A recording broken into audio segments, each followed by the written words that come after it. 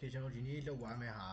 lab ဒီနေ့လောက်သွားမယ် lab ကပါလဲဆိုကျွန်တော်စံဝက် server တခုရှိရပေါ့အဲ့စံဝက် server မှာကျွန်တော် IP can server sorry network ကိုနှက်ကပ်ပေးတာပေါ့network ကနှက်ကပ်ပေးရတယ်အဓိကဒီဟာရဲ့ objective ကပါလဲဆိုကျွန်တော်တို့ server ရှိမယ်ဒီကောင်ကိုအပြင်က local ဒီ host ပေါ့နော် host နဲ့ဒီ VN နှစ်ခုကိုချိန်သွားမယ်ပေါ့နော် VN နှစ်ခုကိုချိန်သွားမယ်အဓိက SSH နဲ့ချိန်ပါပေါ့နော်အဓိကဒီ VN ထဲမှာရှိရဲ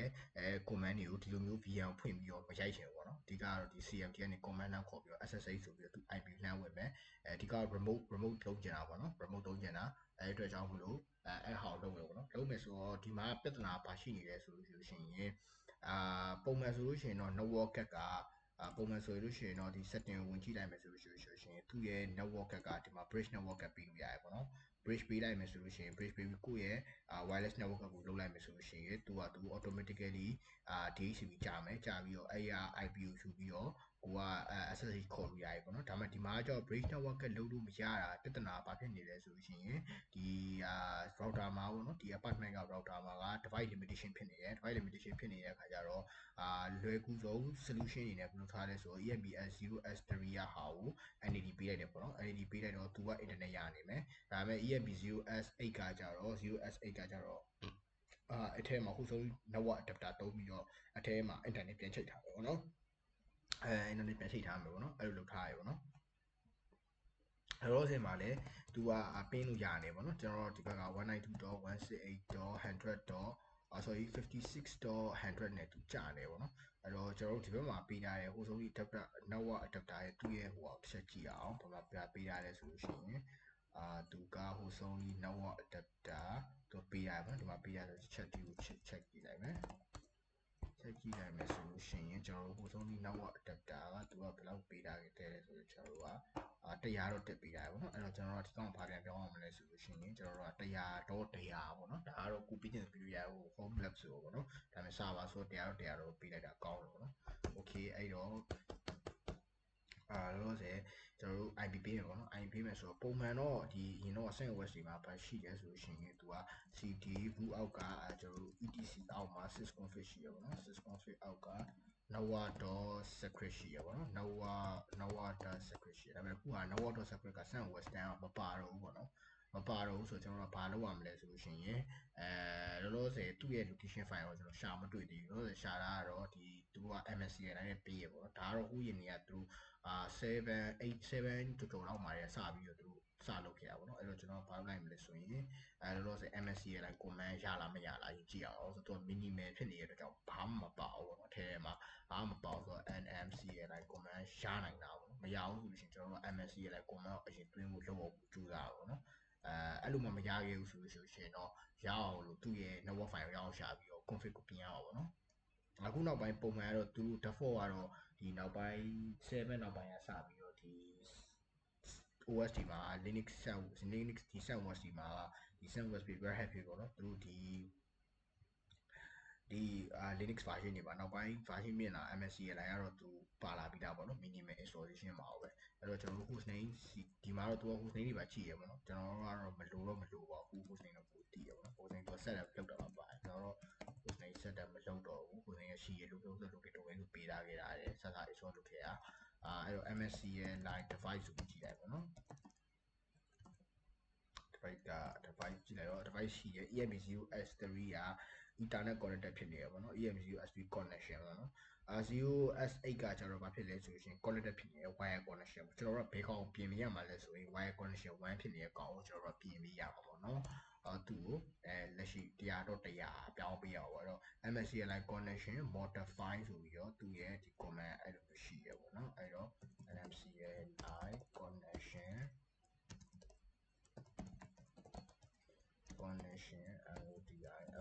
modify EMB0S8 IPv4.address address ပေါ့နော် 192.168.100.100/24 ပေါ့နော်တခါ network netmax မှာတစ်ခါပေးခဲ့တယ်ပေါ့နော်and no connection EMB0S8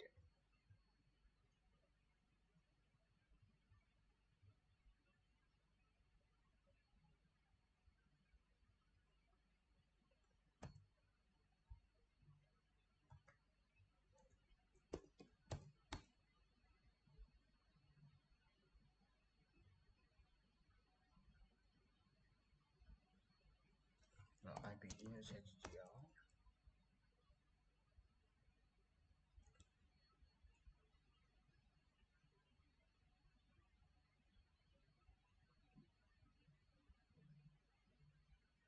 0S3 ကကြောင့် okay နော် 0S8 ကကြောင့် okay တူတာတက်တယ်ပေါ့နော်အဲ့တော့ဆက်ကြည့်အောင် 0S3 က okay 0S8 ကကြောင့်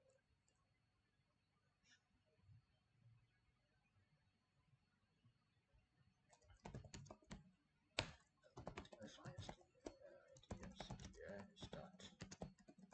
no what does no what's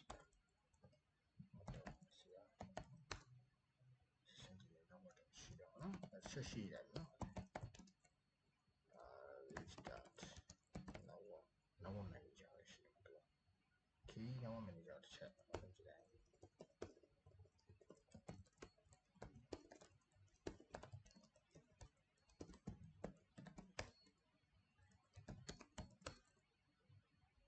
okay အဲ့တော့သူ့ DHCP ပြန်ပြောင်းပါတော့ NMCLI DHCP CLI DHCP chain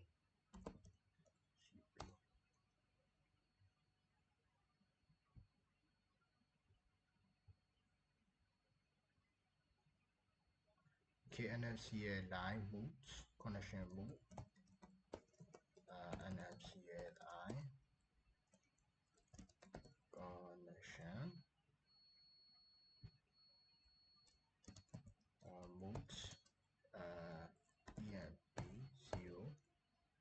S3 IPv4 dot communication network auto 1 okay အဲ့ဆိုရင်ကျွန်တော်နောက်မှလည်းပြန်ချလိုက်မယ်IP နဲ့ချက်ကြည့်ရအောင်နော် IP နဲ့ကြည့်လိုက်လို့ရှိရင်ကြားလေးကို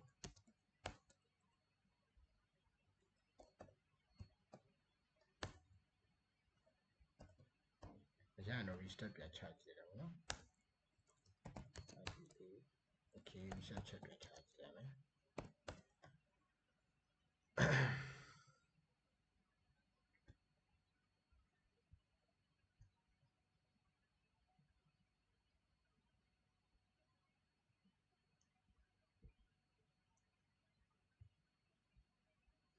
okay EMP0S3 device show EMP0S3 ဟုတ်ပြီ okay ဒီ command ရအောင်လို့ IPS show okay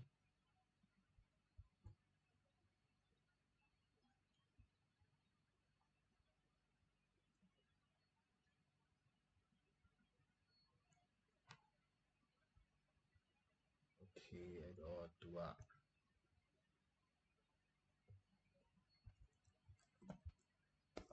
rock IDC အောက်က sysconfig အောက်က nova.security.net50 location southwest 10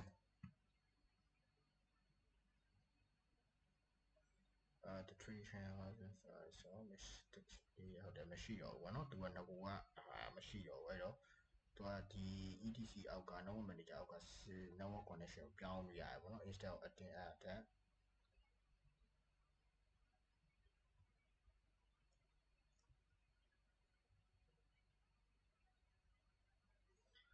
ပုံမှန်အားဖြင့်တော့ဒီ IMCFG file တွေကရှိရပေါ့နော်ဒီထဲမှာဒါပေမဲ့ network manager ပြီးခင်ရ standard for the handling networking ဖြစ်လာတဲ့အခါမှာတော့မရှိတော့ဘူး IHE ရဲ့ကျွန်တော် Fedora 33 IHE ရဲ့9နဲ့ Sunwest 10ကနေစပြီးတော့ဒီသူက default ဖြစ်လာတယ်ပေါ့နော် network manager okay အဲ့ဒါပြန်တက်လာပြီကြည့်လိုက်မယ်ကျွန်တော်တို့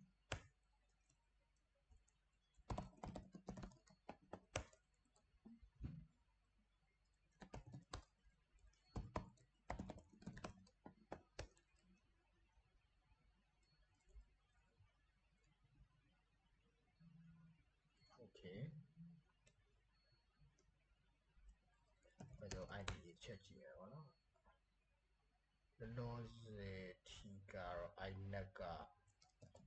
ကျွန်တော်ချက်အဲ့တော့ချက်ပင်းကြည့်အောင်ရသေးလားပေါ့နော်သူကတော့ okay ရသေးရောကျွန်တော် IP ချက်ပင်းကြည့်မယ်ဆိုရင်သူက network network ဟိုဖြစ်သွားတာပေါ့နော်IP နှစ်ခုဖြစ်သွားတာပေါ့ EMP0S3 မှာ scope global and profit က EMP0S3 က10.2.15 နဲ့ရတာပဲเนาะ 10.0.2.25 ပေါ့နော် network တကယ်ထဲမှာ IP နှစ်ခုပေးလိုက်ပြီဖြစ်သွားပါဘောเนาะ okay ကျွန်တော်ဒီလိုပုံစံမျိုးနဲ့ရောဆက်ပြီးတော့သွားလို့ရမှာကြည့်ရပါဘော okay အဲ့ဆိုလဲ NMCLI connection ပြဿနာကတော့ gateway ရောသွားနိုင်တယ်ပေါ့နော် gateway ရောသွားနိုင်တယ်ဆိုတော့ကျွန်တော်တို့က NMCLI CS device ကိုတစ်ချက်ကြည့်အောင် EMP0S8 ကရှိလို့ရှိရပါတော့အဲ့ဆို NMCLI connection IoT modify EMP0S8 IP address ပေးပါဘောနော်အဲ့တော့ IPv4 ADDIESS address 90.168.100.100 select 34 to an connection for EMP0S8 လို့ပြောနေပါတော့network exit ဘယ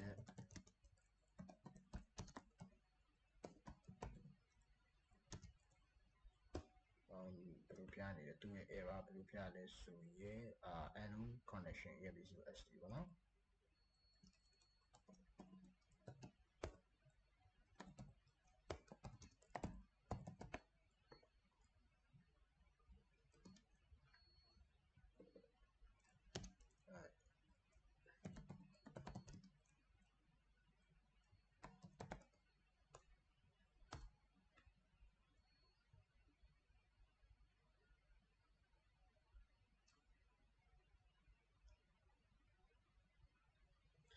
တော့မရှာမတွေ့တာလို့ပေါ့နော် network ကမပေးတာလို့ဆို okay အဲ့တော့ရတယ် MNCLI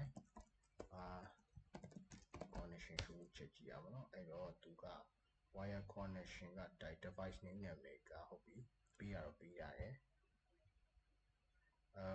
profile ကို create ပြန်လုပ်ခိုင်းရပါတော့ MNCLI connection ဆိုပြီးတော့ connection at type Ethernet connection name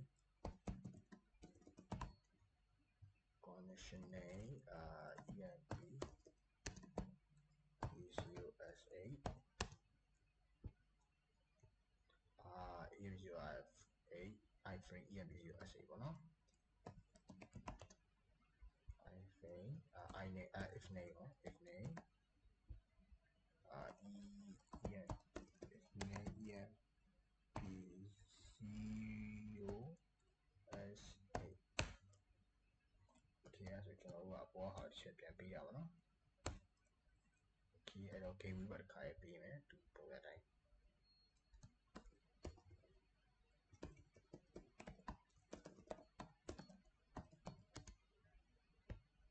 gateway ကို 192.168.100 တက်ပေးလိုက်ပါတော့ကျွန်တော်တို့ဒီက gateway ပေးလိုက်မယ်ပြီးရင်အဆောင် DNCDL restart what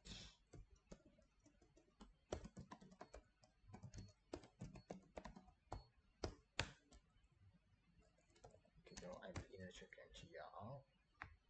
ဆိုတော့လက်ရှိချိန်ထိတော့ဘာမှမပြောင်းတော့ဘူးပေါ့နော် okay အဲ့တော့ကျွန်တော် device show ကြည့်ရအောင် NCLI device show ချက်ကြည့်ရအောင် device show ဆိုတော့ sorry device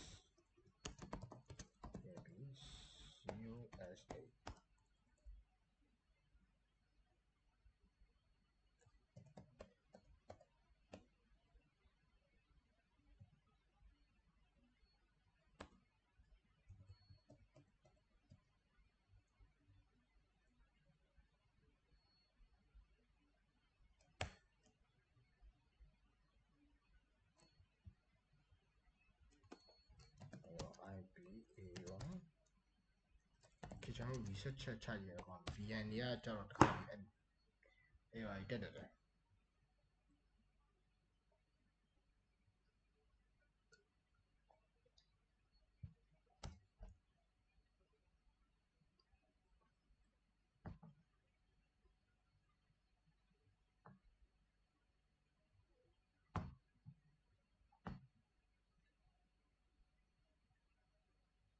င်းတိုင်းပြီးခဲ့တာ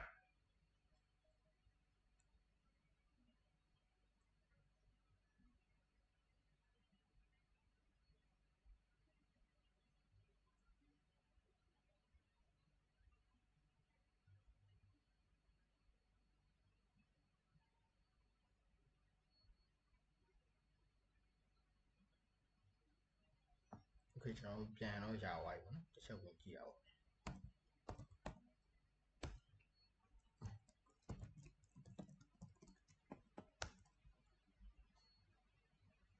โอเคကျွန်တော် IP ရဲ့ချက်ကြည့်အောင်โอเคအဲ့တော့သူကဟုတ်ပြီနှစ်ခုလုံးမှာရသွားပြီပေါ့နော်နှစ်ခုလုံးမှာရသွားတယ်ဆိုတော့ကျွန်တော်တို့ကမလိုတဲ့ IP တစ်ချက်ပြန်ဖြတ်မှရအောင်ပေါ့နော်ဘာလို့လဲများသွားတယ်လဲ CLI DNC device show EMP COS တလူချက်ကြည့်လိုက်အောင် VSC ကြည့်ရတော့ IP က IP address ကIP route 1 IP route 2ဆိုပြီးနှစ်ခုပေါ်နေပါတော့ EMP S3 မှာလည်း S8 ကိုတစ်ချက်ကြည့်လိုက်အောင် S8 ကိုတစ်ချက်ကြည့်လိုက်တော့လေ okay နှစ်ခုရှိနေပါတော့အဲ့တော့မလိုတဲ့ဟာတွေကိုပြန်ဖြတ်မယ်ပေါ့နော်delete and unnecessary IP with CLI ပေါ့နော်ချက်ကြည့်အောင်ဆိုတော့သူကဘာလို့လဲဆိုတော့ NCLI connection book ဆိုပြီးတော့အဲ့ဟာဖြတ်ပြီးတော့သူ့ရဲ့ IP ဖြတ်ပေါ့နော်ပြီးရင် connection app ပြန်လုပ်ပြရပါတော့ okay အဲ့တော့ကျွန်တော်တို့က NMCLI connection multi mode EMP 0S 3ကိုအရင်ပြန်ပါနော်3မှာခုန IP မှာပေးရတာ3ကိုပြန်မယ် dash IP v4.address address ပေါ့နော် address ဆိုပြီးတော့သူ့ကိုကျွန်တော်တို့ကဘာလုပ်လိုက်မလဲဆိုလို့ရှိရင် 192.168.100.100/24 ပြန်ပါတော့နော် okay အဲ့တော့ကျွန်တော်တို့က network manager တစ်ချက်ဆက်ချလိုက်ပါနော် network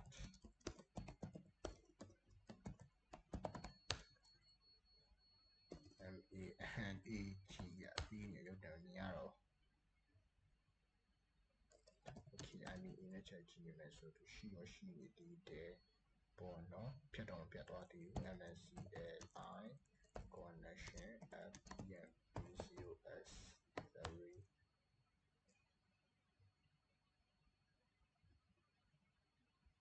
connection successfully activate ဖြစ်သွားပြီနော် okay okay အဲ့တော့ EMP0S3 မှာမရှိတော့ဘူးနော် 2.15 မရှိ okay အဲ့တော့ကျွန်တော်အောက်ကကောင်မဖြတ်ခင်ကအောက်ကဟာကိုဖြတ်ခင်မှာကျွန်တော်တို့အဲ့တရားတော့တရားကဒီဘက်ကတရားတော့တင်နေရလို့ချက်တိုင်းကြည့်အောင်နော်ရတယ်ကျွန်တော်တရားတော့တင်နေရတယ်ပေါ့နော်တရားတော့တင်နေရပြီဆိုရင်ကျွန်တော်တို့ကဒီဘက်ကနေပြီးတော့တစ်ချက်ပင်းကြည့်လိုက်တော့နော်192.168oh sorry ကျွန်တော် firewall ပိတ်ဖို့ရှိရ firewall မပိတ်ဘူးဆိုတော့ကျွန်တော်ပင်းလို့ရမှာမဟုတ်ဘူးလောလောဆယ်စမ်းပိတ်ကြည့်လိုက်တာပေါ့ 192.168.100တော့100တစ်ချက်ပင်းတော့okay ရရင်ပြီးရပါတော့ firewall ရှိရင်လည်းရတယ်ပေါ့အရင်တော့ကျွန်တော်တို့ဒီတော့ဆိုတော့ firewall ရှိရင်မရဘူးပေါ့ system cd ရဲ့ချက်ကြည့်ကြည့်ရပါSTD ပေါ့နော် STD ဘယ်သူကြည့်မှာလဲ firewall ဒီစားဖို့ကျွန်တော်ကြည့်မှာ firewall ဒီsorry system CTS STD firewall ဒီ okay firewall ဒီ active နေဖြစ်နေပါကျွန်တော်ဘာဖြစ်ပိတ်ပြီးခဲ့နိုင်မယ်ဘာလို့လဲဆိုတော့ဒီမှာရှိရဲ့ firewall service ဒီကနောက် firewall ဒီနေတော့သူတို့တော့သုံးတယ်ပေါ့ဒါပေမဲ့အပြင် VA network တွေမှာကျတော့ဒီကောင်ဒီကသူကသူပြင်မှာ Juniper တို့ကျွန်တော် Bluetooth ဘာလို့ရှိမှာ firewall ရှိပြီးသားသူကသူဒီ firewall ဒီတက်ရှိမှာဆိုကိုယ့်ရဲ့ဒီမှာပိတ်ထားလိုက်တာကောင်းတယ်ပေါ့နော်တချို့ကျတော့လည်း SC Linux တွေပါသူကသုံးပြီးတော့ SC Linux တွေနဲ့ရော firewall တွေနဲ့ရောတစ်ခါသုံးတဲ့လူတွေရှိရပါတော့ security အတွက်ဒါပေမဲ့ပြင်မှာတော့ပိတ်ကြရပါတော့မပိတ်ဘူးဆိုရင်တော့သူ network နဲ့ပတ်သက်တဲ့ service တိုင်းကိုကလိုက်ပြီး firewall လိုက်ဖွင့်ပြရပါတော့လောလောဆယ်တော့ကျွန်တော်တို့က home နဲ့လည်းဖြစ်တယ်နောက်ပြီးတော့နောက်ပိုင်းသုံးတဲ့ service တွေတကယ်လို့ဒီပေါ်မှာ install လုပ်ပြီးဆိုလိုက်တက်ကြီးလိုက်ပိတ်ချင်တော့ကျွန်တော်တို့လောလောဆယ် firewall ပိတ်ခဲ့ရလိုက်ပါတော့အဲ့တော့ကျွန်တော်တို့ system CSISDEM CTS system CTS stop ဆိုပြီးတော့ကျွန်တော်တို့ firewall ဒီ service ကိုပိတ်ခဲ့နိုင်တယ်ပြီးရင်ဒီကတော့ဒီ project ကိုလုပ်ရတဲ့ဟာတော့ဘာကြောင့်လဲဆိုတော့တခြားတော့မဟုတ်ဘူးဗမီရတော့ဗမီရတော့ဒီကိုကကိုဗမီရ host က တောင်းနေမှာဆိုတော့ပုံမြင်ရပါပြီးတော့ဒီမှာလောက်ရတာ portable မဖြစ်ဘူးပေါ့ Oracle ရဲ့ဒီ VN တွေဝင်လောက်ရတာ portable မဖြစ် VN တွေကတော့ပုံမှန်သူက OS က2ခုဖြစ်သွားတာပေါ့နော် Hypervisor ဘုံကနေပြီးတော့ Hypervisor ဘုံမှာ OS 2ခု OS တွေထပ်ကွဲသွားအဓိကကာနယ်ရှိမယ်ကာနယ်အောင်မှာကျွန်တော်တို့ host OS ရှိမယ်ပြီးတော့မှအပေါ်မှာ Hypervisor ဖြစ်လာတယ်ပေါ့နော် Hypervisor ရဲ့အပေါ်မှာဒါကတော့ပုံမှန်အားဖြင့်ကတော့ဒီကျွန်တော်တို့ VMware လိုမျိုးလုံးဝကျွန်တော်တို့ VN တီးတက် server ဒီမှာဆိုလို့ရှိရင်တော့သူကဒီကျွန်တော် Oracle လိုမျိုးတီးတက် install လုပ်ပြရမှာ server ပေါ်မှာပဲတခါလေ VN ကို install လုပ်ပြီးတော့မှ VMware ကို install လုပ်ပြီးတော့မှအဲ့ပေါ်မှာတင်လိုက်တာဆိုတော့သူကတခါလေဒီကာနယ်ပေါ်မှာတခါ Hypervisor ကိုတခါတင်ပြီးတော့ကာနယ်ပေါ်မှာ Hypervisor တခါတင်ပြီးတခါခွဲထုတ်လိုက်တာပေါ့ဒီမှာကျတော့သူက host OS ရှိတယ်host OS ကိုကျွန်တော်ပြန်ချိန်ပြီးလို့ရတယ်ပေါ့ဘာလို့လဲဆိုတော့ Oracle ကိုကျတော့ဒါ home lab လုပ်ထားတာဆိုတော့အဲ့တော့ကျွန်တော် fire ကိုပိတ်လိုက်မယ်အဓိကတော့အဲ့တေးလုံးလို့အထက်အဓိကအဲ့လိုပေါ့နော် VN ကိုမတုံးရင်ဘူးဆိုတာကသူ VN ကိုတုံးတော့တုံးနေတာပြဿနာအဲ့လို portable မဖြစ်ဘူးကိုကအခု copy ဆွဲတာဒီမှာဆို copy ဆွဲရဆိုရင်ဒီတစ်ချက်ထောက်လိုက်ကျွန်တော် copy ဆွဲလို့ရမှာထားတော့ဒါကို copy ဆွဲမယ်ဆိုလို့ရှိရင်ဒီမှာဆိုတစ်ချက်ထွဲရတယ်ဆွဲလို့ရတယ်ပေါ့နော်ဟိုမှာကျတော့ဒါမျိုးလုပ်လို့မရအောင်အဲ့လို portable မဖြစ်တဲ့အချက်တွေပေါ့နော်ပြီးကိုကကျတော့ game ဆော့ရလို့ဆိုတော့အဲ့ကျွန်တော် Linux ကိုလည်းလူတုံးကျင်တယ်ဒါပေမဲ့လည်းမဖြစ်ဘူး resource ကလည်းနည်းနေတဲ့အခါကျတော့ကျွန်တော် SSCT ရယ်ကျွန်တော်တို့ကလုံးဝ disable လုပ်ရတယ်နော် DISP ရယ်အဓိကတော့ disable ဘာလို့လုပ်တာလဲဆိုတော့ disable လုပ်တဲ့အခါကျရင်ကျွန်တော်တို့ကဖွင့်တဲ့အချိန်တိုင်းဒီမှာ shutdown ချပြီးပြန်တက်လာတဲ့အချိန်တိုင်း firewall ပိတ်နေကြမို့เนาะအခုချိန်ဒီမှာဆိုတော့ပိတ်သွားပြီပေါ့နော်ဒီ state နဲ့ချက်ကြည့်လိုက်မယ်ပေါ့ဒီနဲ့ချက်ကြည့်လိုက်မယ်ဆိုလို့ရှိရင်တော့လက်ရှိမှာပိတ်သွားပြီပေါ့ပိတ်တော့ပိတ်တယ်ဒါပေမဲ့သူကလုတ်တက်ကတော့ကျွန်တော် active ဖြစ်နေတော့ဒါပေမဲ့ဘာဖြစ်လဲဆိုတော့ anniversary ဆက်ဖြစ်နေတော့မယ်အဲ့တော့ system ရှိသေးတယ်disable ဘာလုပ်မလဲဆိုကျွန်တော်တို့ firewall တီးကိုပြောလုပ်မယ်နော် firewall တီး okay အဲ့တော့ကျွန်တော် SSH တစ်ချက်ချိန်ကြည့်တာပေါ့နော် SSH တစ်ချက်ချိန်ကြည့်တာဆိုဒီကနေချက်အရင်စမ်းကြည့်ပါပေါ့နော်ဘလို့ error ပေါ်လာလဲအဲ့ error ကိုကျွန်တော်ရှာပြီးတော့ reverse engineering ပုံစံမျိုးနဲ့ပဲတွားကြတာပေါ့နော် SSH 192.168 oh sorry root at ပေါ့နော်ကျွန်တော် root နဲ့ဝင်ပါတော့ root at ပုံမှန်တော့ပြင်ကျွန်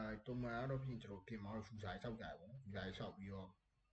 user နဲ့ဝင်တယ်ဝင်ပြီးသွားတဲ့အခါကျတော့အဲမှာကျွန်တော်တို့ sudo access ကိုတုံးပြီးလောက်ကြရပေါ့ဒီမှာတော့ကျွန်တော်တို့ကိုယ့်ကိုအိမ်စာပါပဲဆိုတော့အဲ့ချုပ်မခံတော့တခါပဲကိုယ့်ကိုပဲရမ်းမယ်ဟိုလည်းဝင်လိုက်ပဲပေါ့နော် okay အဲ့တော့ yes ပေါ့နော်ဒါပေမဲ့လောလောဆယ်ဝင်လို့ရမှာမဟုတ်ဘူးဘာဖြစ်လဲဆိုတော့ကျွန်တော်တို့က public key မ share ရသေးဘူးပေါ့နော်အဲ့လို permission deny ဖြစ်နေတော့တယ်ပေါ့နော်အဲ့တော့ဝင်သွားတယ်ကျွန်တော်ဝင်သွားတယ်ပေါ့နော်ဝင်သွားတယ်ဆိုတော့လေကျွန်တော် permission ဘာမှ deny ရဖြစ်မယ်ပုံမှန်တော့ဒီဟာက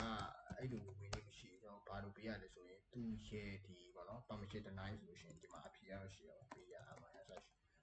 permission deny public key SSH ဆိုပြီးတော့ရှင်းကြည့်လိုက်တဲ့ဆိုရင်အဲ့မှာကျွန်တော်တို့ဘာလို့ပေးရလဲဆိုလို့ရှိရင်အရင်ဆုံးကျွန်တော်တို့က SSH key code ကိုထုတ်ပေးရတယ်ပေါ့နော်ထုတ်ပေးပြီးတော့မှဟိုဘက်မှာတော့ပြန်ထည့်ပေးရတော့ရှိဘူးလောလောဆယ်တော့မရှိတော့ဒါပြဿနာမှမတက်ဘူးဆိုတော့လေကျွန်တော်မရှင်းမဖြစ်တော့ဘူးပေါ့နော်လောလောဆယ်ဝင်နေပြီးတော့ခဏဒီမှာ NSCLI command တွေပါတယ်တုံးလို့ရတယ်ပေါ့နော် NSCLI command တွေပါတယ်တုံးလို့ရတယ် okay EMCOS တော့ IP နှစ်ခုပေးလိုက်တော့ဖြတ်မနေတော့ပါဘူးနောက်မှဖြတ်လို့ရအဲ့တော့ကျွန်တော် buff file ပြန်ရေးရပေါ့အဲ့တော့ကျွန်တော်တို့အရင်တော့ဒါကျွန်တော်ရေးထားခဲ့တဲ့ buff file အဟောင်း workstation client server ဆိုတော့နှစ်ခုခဏဖြတ်လိုက်ပေါ့ထပ်ကုန်ပါဆိုလို့ဖြတ်လိုက်မယ်ဖြတ်ပြီးတော့ဒီကောင်ကိုကျွန်တော်တို့က supply တက်နေခဏဖွင့်လိုက်မယ်တက်လုပ်လိုက်မယ်ရတယ်ဒီ notepad နဲ့ပဲရတယ် notepad နဲ့ထည့်လိုက်အဲ့တော့တူပါပဲကျွန်တော်ဒီနေရာဘာပြောင်းအောင်လဲတရားတော့တရားပြောင်းအောင်ဘာမှတခြားပြောင်းစရာမရှိဘူးဒီကတော့ကျွန်တော် echo of ဆိုတာ print ဒီကဒီကောင်ဒီ variable ကိုကြီးညာရဲပေါ့ကြီးညာရဲ variation လုပ်မယ်ပြီးကျွန်တော်တို့ root user ကိုကျွန်တော်တို့ကဘာလုပ်ခဲ့မလဲဆိုတော့ variable declaration access လုပ်ခဲ့တယ်ပေါ့နော်ပြီးသူ့ရဲ့ host ကိုလုပ်ခဲ့မယ်သူဘယ်ပို့နဲ့ဝင်ပါလဲပြီးကျွန်တော် SSH ကိုတော့ပြန်ပြီးမယ် SSH ဝင်မှာ password နဲ့ဝင်မယ်ပေါ့နော်သူပို့နဲ့မှာပါမယ်ပြီးရင်ကျွန်တော်တို့က user name ပါမယ်ပြီးရင် host အကြားထဲမှာ app ပါလို့ဒါတကယ်အပြင်မှာကျွန်တော်ခုနတုံးသွားတဲ့အတိုင်း SSH တုံးသွားတာပေါ့နော်ရှင်းရှင်းလေးပဲကျွန်တော်ဒီကောင်ကိုကျွန်တော်ပြန် save လိုက်ပေါ့နော် save လိုက်အဲ့တော့ကျွန်တော်ဒီ web file တုံးလို့ရတယ်ပေါ့နော် okay အဲ့တော့ကျွန်တော်တို့ကပြန်ပြီးထွက်လိုက်တော့ပေါ့နော်ထွက်ပြီးတော့ကျွန်တော်ဘာလုပ်ပါလဲဆိုရင်ဒီကနေဝင်ကြည့်ရအောင်ဒီကနေဝင်ကြည့်တော့ okay ဝင်လို့ရတာ